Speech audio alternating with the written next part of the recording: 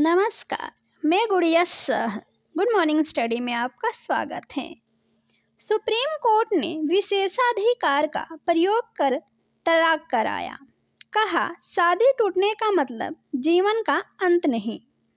Supreme court ने पति पत्नी के बीच विवाद के मामले में फैसला सुनाते हुए कहा कि शादी टूटने का मतलब यह नहीं होता कि जीवन खत्म हो चुका है। लड़का और लड़की को शांतिपूर्वक रहते हुए अपने जीवन में आगे बढ़ने की कोशिश करनी चाहिए। इस दौरान सुप्रीम कोर्ट ने अपने विशेषाधिकार का इस्तेमाल करते हुए तलाक की अनुमति दे दी और इस विवाद से जुड़े 17 केस भी खत्म कर दिए। न्यायमूर्ति अभय एस ओका की अगुवाई वाली पीठ ने मई 2020 में हुई शादी को भंग कर दिया। पति पत्नी ने एक दूसरे के खिलाफ कुल 17 केस दायर किए थे, जिनमें प्रताड़ना सहित अलग अलग मामले शामिल थे। सुप्रीम कोर्ट ने सभी 17 केस खत्म करते हुए दोनों को आगे बढ़ने की सलाह दी। आमतौर पर तलाक के मामलों की सुनवाई फैमिली कोर्ट में होती है।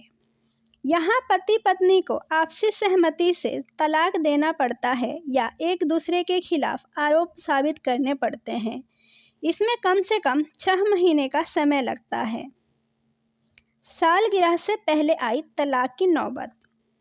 अदालत ने कहा, दोनों पक्ष युवा हैं, उन्हें अपने भविष्य की ओर देखना चाहिए।